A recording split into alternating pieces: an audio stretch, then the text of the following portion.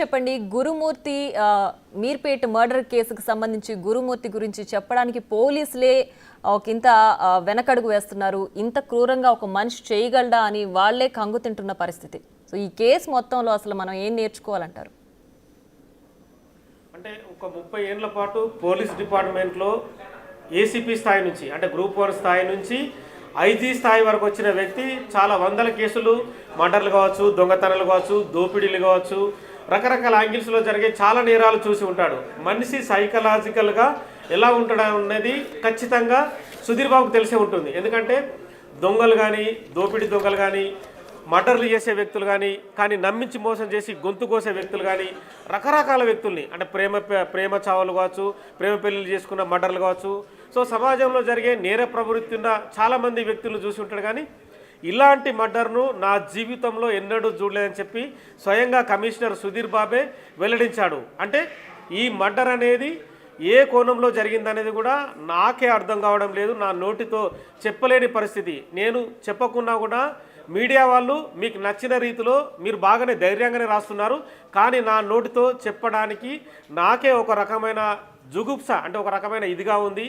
అంటే నా మనస్సాక్షి ఒప్పుకోవడం లేదు, నాకే ఒక సిగ్గుగా ఉందన్న యాంగిల్ని సిపి సుధీర్ బాబు ప్రస్తావించాడు. ఎందుకంటే ఈ మర్డరు జరిగిన తీరు కూడా చాలామంది జనాల్ని అంటే ప్రపంచమే నివ్వరపోయే రీతిలో గురుమూర్తి చాలా అందంగా ఉన్నాడు, చాలా స్మార్ట్గా ఉన్నాడు, ఆర్మీ జవాన్గా దేశానికి సేవలు అందించాడు.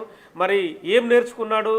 దాని భార్యను ఇలా చంపి బకెట్లో ఒక కుక్కర్ ద్వారా హీట్ చేసి తదుపరి కాల్చి తదుపరి పొడి చేసి ఒక బకెట్లో తీసుకెళ్ళి చెరువులో పడవేయడం, ఇదేనా నేర్చుకున్నాడన్న కోణాన్ని పోలీసులు ప్రస్తావిస్తున్నారు. ఎందుకంటే ఈ మర్డర్లో జరిగిన యాంగిల్స్ కూడా ప్రీ ప్లాన్డ్గా జరిగాయి అనేది సిపి సుధీర్ బాబు చెప్తున్నాడు. కానీ మర్డర్ ఎందుకు జరిగిందన్న విషయాన్ని మాత్రం ఇప్పటికీ పోలీసులు ప్రస్తావించలేదు. ఎందుకంటే సైంటిఫిక్ ఎవిడెన్స్ని ఇప్పటివరకైతే సేకరించారు. 18/1 రోజున మిస్సింగ్ అయిన కేసు ఈరోజు కొలిక్కి వచ్చినట్టుగా పోలీసులు ప్రకటించారు. కానీ ఇన్ని రోజులు దాదాపుగా 20 రోజుల నుంచి జనాల్లో నానుతోంది. మీడియా రకరకాలుగా ఒక తన భార్యను చంపాడు, తదుపరి ముక్కలుగా కట్ చేశాడు, ఆ ముక్కల్ని స్టవ్ పైన వేడి చేశాడు, లేదంటే ఒక కుక్కర్లో వండాడు, ఆ ముక్కల్ని తీసుకొచ్చి స్టవ్ పైన వేడి చేశాడు, తదుపరి రోకలతో దంచాడు, ఆ పీస్ అయిన ముక్కల్ని మళ్ళీ బకెట్లో వేసుకొని ఆ బకెట్ని తాపీగా అదే కాలనీలో నడుచుకుంటూ కొద్ది దూరం 2 కిలోమీటర్ల దూరంలో ఉన్న చెరువులో పడవేసి మళ్ళీ తాపీగా ఇంటికి వచ్చాడన్న విషయాన్ని చుట్టుపక్కల జనాలు కూడా గుర్తించలేకపోయారు. కానీ ఒక మర్డర్ జరిగినా, ఒక ఇంట్లో ఏదైనా సరే ఒక వ్యవహారం జరిగినా కూడా ఖచ్చితంగా చుట్టుపక్కల వాళ్ళకి స్మెల్ రావాలి. ఎందుకంటే ఒక మనిషిని కాల్చేటప్పుడు అంటే మామూలుగా రెగ్యులర్గా ఒక వింత వాసన వస్తుంటుంది.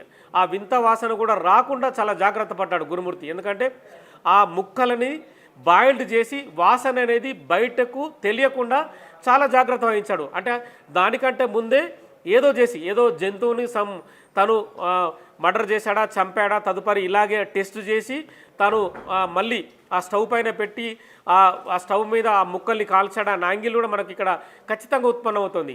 సో ఇలాంటిది ప్రీ ప్లాన్డ్గా టెస్ట్ చేసిన తర్వాతనే ఆ వ్యవహారాన్ని తన భార్య పైన ప్రయోగించాడు. కానీ 2 పిల్లలు, ఒక అబ్బాయి ఒక అమ్మాయి, చాలా చిన్న పిల్లలు. ఆ అబ్బాయిని సంక్రాంతి పండుగ రోజు వాళ్ళ బంధువుల ఇంట్లో వదిలాడు. మళ్ళీ తాను వెళ్ళి మళ్ళీ పండుగ రోజు 2 రోజుల పాటు టైంపాస్ చేశాడు. కానీ తన భార్యను ఆ రాత్రి ఇంటికి తీసుకొచ్చి ఆ భార్యతో గడిపి తదుపరి ఉదయం పూట ఏదో ఒక ఇష్యూని తాను భార్యతో గొడవపడాలని తన సొంత బంధువులకు సంబంధించిన ఇష్యూని తెరపైకి తీసుకొచ్చి భార్యను ఇష్టం వచ్చిన రీతిలో గోడకు తలను బాదాడు. ఆమె అంటే స్పృహ కోల్పోయే తరుణంలో కింద పడ్డ తర్వాత తన పైన ఆ భార్య పైన కూర్చొని మెడ పైన గట్టిగా పిసికి చంపివేశాడు. కానీ మనిషి ఎంత క్రూరంగా ప్రవర్తిస్తాడన్నది మాత్రం గురుమూర్తే సాక్ష్యంగా కనిపిస్తున్నాడు. వెంకట మాధవి వయసు 35 ఏళ్ళు, ఈయన వయసు చూస్తే 39 ఏళ్ళు.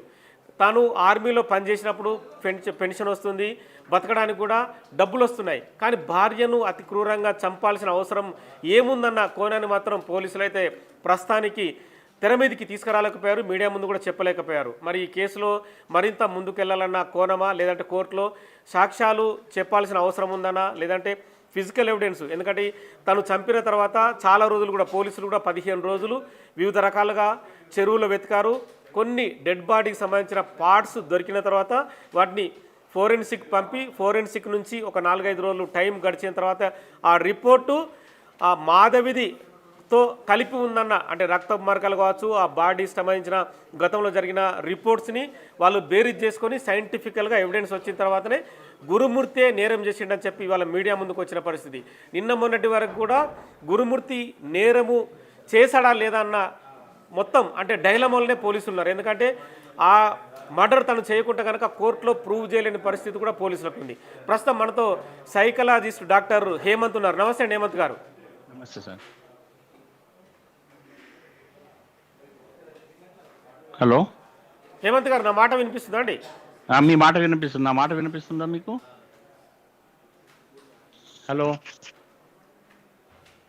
సో ఈ మర్డర్కు సంబంధించి మాత్రం కమిషనరు తను ఒక 10-20 మినిట్స్ వరకు ఎక్స్ప్లెయిన్ చేసినా కూడా మర్డర్ జరిగిన తీరుని తను సొంతంగా అంటే తన మాటల్లో చెప్పలేను, ఇంకా మీడియా కూడా కొంత కంట్రోల్ చేయాలి, ఈ వార్తని ఎక్కువ ప్రచురించే క్రమంలో కూడా సైంటిఫిక్ ఎవిడెన్స్ సంబంధించిన తాము ఏదైతే ఆధారాలు సేకరించామో వాటికి సంబంధించి కూడా రకరకాల ఊహాగానాలు చెలరేగుతాయని చెప్పి మీడియాను కూడా రిక్వెస్ట్ చేశాడు. ఎందుకంటే కోర్టులో ఇది ఫాస్ట్ ట్రాక్ కోర్టులో ఈ కేసును ప్రస్తావించి ఛార్జ్షీట్ కూడా అంటే ప్రతి కేసులో విధిగా 90 రోజుల పాటు ఛార్జ్షీట్ను దాఖలు చేయడం కోసం రకరకాలుగా సాక్షులను విచారిస్తుంటారు. ఆ సాక్షుల స్టేట్మెంట్ రికార్డ్ చేసిన తర్వాతనే వాళ్ళు కోర్టులో ఛార్జ్షీట్ దాఖలు చేస్తారు. కానీ ఈ కేసులో మాత్రం 15 నుంచి నెల రోజుల వ్యవధిలోనే ఛార్జ్షీట్ వేయడానికి పోలీసులు ప్లాన్ చేస్తున్నట్టుగా తెలుస్తుంది.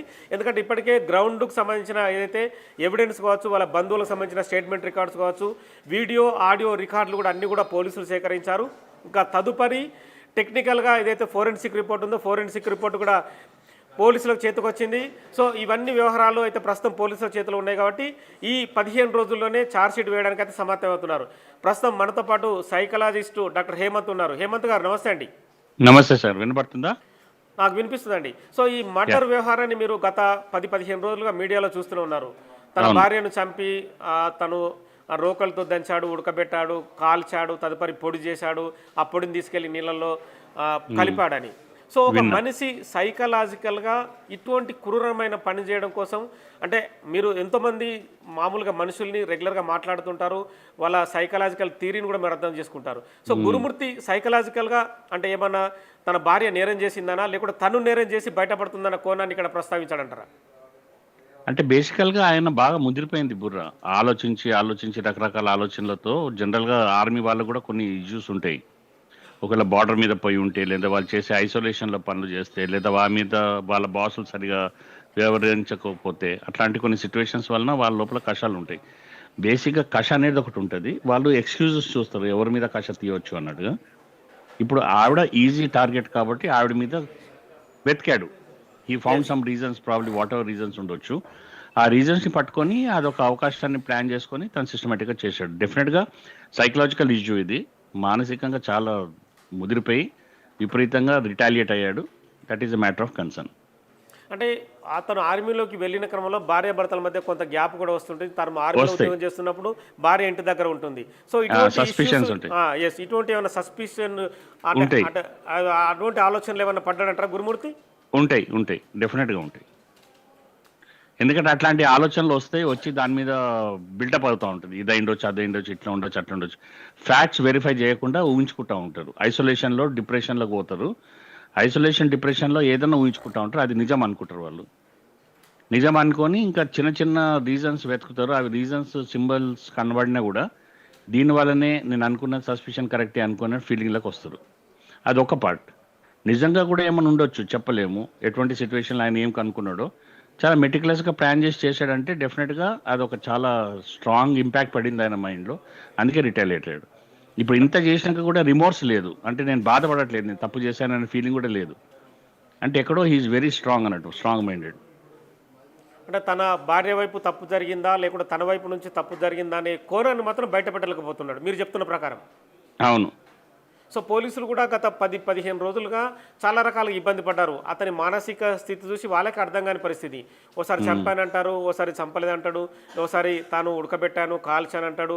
కానీ ఇట్లా జరుగుతుందని చెప్పి కూడా పోలీసులు కూడా చాలాసేపు డైలమాలో పడ్డారు. మీలాంటి కొంతమంది డాక్టర్లు కూడా తీసుకొచ్చి అతను అంటే గురుమూర్తి మానసిక స్థితిని అంచనా వేయడానికి కూడా ప్రయత్నించారు. కానీ అందులో కూడా ఎక్కడ కూడా అతను పట్టుబడిన పరిస్థితి లేదు. సో అంటే అతని మెంటల్ డిజార్డర్ ఎలా ఉందని అంటే మీ యాంగిల్లో, మీ డాక్టర్ యాంగిల్లో ఎలా చెప్పొచ్చు? ఆయనకు డెఫినెట్గా సైకాట్రిక్ అటెన్షన్ కావాలి. మామూలు సైకాలజికల్ కౌన్సిలింగ్ కూడా సరిపోతుంది. ఆయనకు సైకాట్రిక్ మెడికేషన్తో సహా డాక్టర్స్ డీల్ చేస్తే అసలు సంగతి బయటికి పడుతుంది. ఆయన ఫస్ట్ మెడిసిన్స్ ఇచ్చి ఒక లైన్లోకి తీసుకురావాలి. నార్మలైజ్ అయినాక కరెక్ట్గా మాట్లాడటం స్టార్ట్ అవుతుంది. అంటే ఆయనకు అర్థం కాదు అసలు ఏం మాట్లాడుతున్నాడు. ఆయన హాలూసినేషన్స్ అంటాం ఇవన్నీ. ఓకే. ఊహించుకుంటా ఉంటాడు. ఇట్లా ఊహించుకొని ఏదో చెప్పుకుంటా ఉంటే ఏదో చేస్తూ ఉన్నాడు. అందుకే డెఫినెట్గా సైకాట్రిస్ట్లను కన్సల్ట్ చేసి ఆయనకు ట్రీట్మెంట్ మొదలు పెట్టాలి. కస్టడీలో పెట్టుకొని ట్రీట్మెంట్ చేసినా కూడా మెల్లమెల్లగా కొంచెం బ్యాలెన్స్ అయితే ఆయన ఉన్న మాట ఉన్నట్టుగా బయటకు తీస్తాడు. అంటే ఆయన మెంటల్ మానసిక స్థితి ప్రకారం ఆ మర్డర్ చేసినా కూడా తాను తప్పు చేయాలనే ఫీలింగ్లోనే ఉన్నట్టు కనిపిస్తుంది కూడా. ఎగ్జాక్ట్లీ. సో తన భార్యను చంపుకున్నా కూడా పిల్లలు ఉన్నారన్న అంటే ఆయనకు జ్ఞానము అండ్ అవన్నీ అవసరం లేదనుకుంటా. ఎందుకంటే నేనైతే నా భార్యను చంపేసానే వ్యక్తిగత ఫీలింగ్ను మాత్రం ఆయన సాటిస్ఫై అవుతున్నాడు. అదే. సో ఇలాంటి మర్డర్ను ఎగ్జామ్ చేయడానికి కూడా పోలీసులు ఇబ్బంది పడ్డారు. సో ఓవరాల్గా అంటే మామూలుగా మీరు సమాజంలో చాలామంది వ్యక్తుల మానసిక స్థితిని అర్థం చేసుకోగలుగుతారు. అంటే కొంతమందికే ఇలాంటి మెంటల్ డిజార్డర్ వచ్చే అవకాశం ఉంటుందా? వస్తుంది. ఈ మధ్య చాలా మందికి మెల్లమెల్లగా, ఎస్పెషల్లీ సాఫ్ట్వేర్ వాళ్ళు కూడా ఐసోలేషన్లో వర్క్ చేస్తూ ఉంటారు. ఒక్కళ్ళ మీద ప్రెషర్ పడుతూ ఉంటుంది. వాళ్ళు ఏం చేస్తారో వాళ్ళకు ఊహలలో ఉండిపోయి ఇటు కాకుండా అవుతుంది.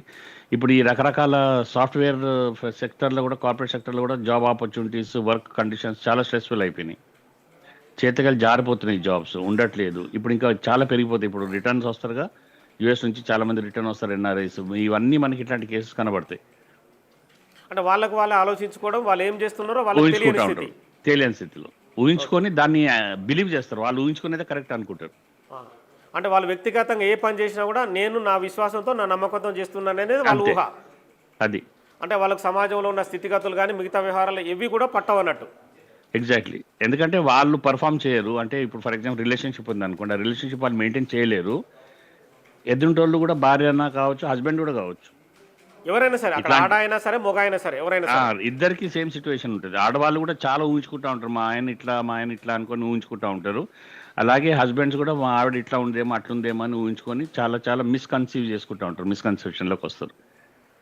సో వాళ్ళ వ్యక్తిగత టార్గెట్ మీదనే ఇటువంటి ఇష్యూస్ ఆధారపడి ఉంటాయి. అవును. సింగిల్ టార్గెట్నే వాళ్ళు ఎంచుకొని ఆ సింగిల్ టార్గెట్ని ఫుల్ఫిల్ చేయడం, తదుపరి మానసిక ఆనందం పొందడం. ఎస్, వాళ్ళు ఎలా ఐసోలేట్ అయిపోయారో వాళ్ళు వేరే వాళ్ళని ఐసోలేట్ చేసేసుకొని రివెంజ్ తీసుకుంటారు. సో ఇది రివెంజ్లో జరిగిన హత్యనే ఇది.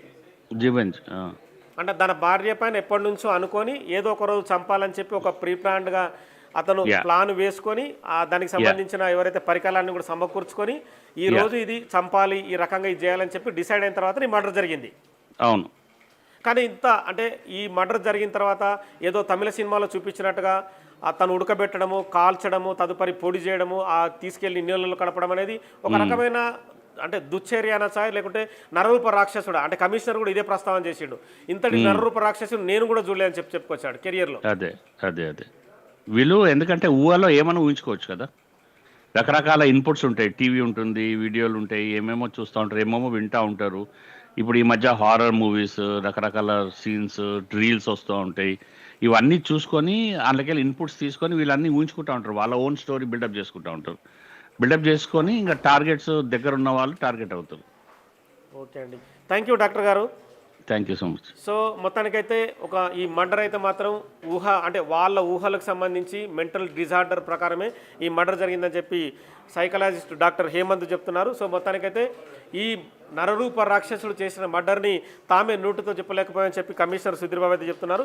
కానీ మర్డర్ ఎందుకు జరిగిందన్న కోణాన్ని మాత్రం ప్రస్తావించలేదు. ఎందుకంటే రేపు జరిగే లీగల్ ఇష్యూస్లో ఇవన్నీ కూడా ప్రస్తావనకి కోర్టు ముందు వస్తాయి కనుక మీడియా ముందు చెప్పొద్దని చెప్పలేదనేది కూడా ఇక్కడ మనకు కొంత అర్థమవుతుంది. ఎందుకంటే మీడియాను కూడా కొంత రిక్వెస్ట్ చేస్తున్నాడు సుధీర్ బాబు.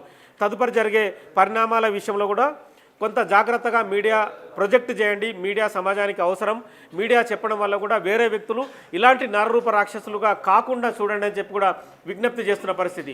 ఓవరాల్గా ఇక ఈ మర్డర్కు సంబంధించి భార్యను ముందస్తు హత్య చేయాలన్న ప్లాన్తోనే ఇద్దరు పిల్లల్ని బంధువుల దగ్గర వదిలివేసే ఉద్దేశపూర్వకంగానే భార్య మాధవిని చంపినట్టుగా పోలీసుల రిపోర్టు మట్టి తెలుస్తుంది. అందుకే ఫోరెన్సిక్ రిపోర్టు కూడా పోలీసులు తెప్పించుకున్న క్రమంలో కొన్ని పీసెస్ మాత్రం చెరువులో వెతికిన తర్వాత వాటిని ప్రస్తుతం సీల్డ్ కవర్లో పెట్టారు. ఫోరెన్సిక్ నుంచి ఆ రిపోర్ట్ వచ్చిన తర్వాతనే, ఎందుకంటే ఆ ముక్కల్ని కూడా రసాయనిక చర్యతోని భద్రపరిచిన పరిస్థితి. రేపొద్దున కోర్టు నుంచి, న్యాయమూర్తి నుంచి కూడా మీరు ఎవిడెన్స్ ఏం సేకరించారు, ఆ ఎవరైతే చనిపోయిన వ్యక్తికి సంబంధించిన మీ దగ్గర ఏమైనా ఆధారాలు ఉన్నాయన్న క్రమంలో కూడా వాటిని కూడా ఎక్స్పోజ్ చేయడం కోసం అయితే ప్రస్తుతం రసాయనాలతో భద్రపరిచి అయితే ఆ ముక్కలు కూడా ఉంచిన పరిస్థితి. ఇక వెంకట మాధవ్కి సంబంధించిన బంధువులకు మాత్రం ఆ డెడ్ బాడీ లభించలేదు. వాళ్ళు కర్మలు చేయాలన్నా, లేకుంటే ఎవరైనా మనిషి చనిపోయినప్పుడు వాళ్ళ ఇంట్లో జనరల్గా జరిగే కార్యక్రమాలు చేయాలన్నా కూడా వాళ్ళు చేసుకోలేని పరిస్థితి కూడా ఇక్కడ దాపురించింది. అలాంటి దుశ్చర్యకైతే తను గురుమూర్తి పాల్పడ్డాడని చెప్పారు.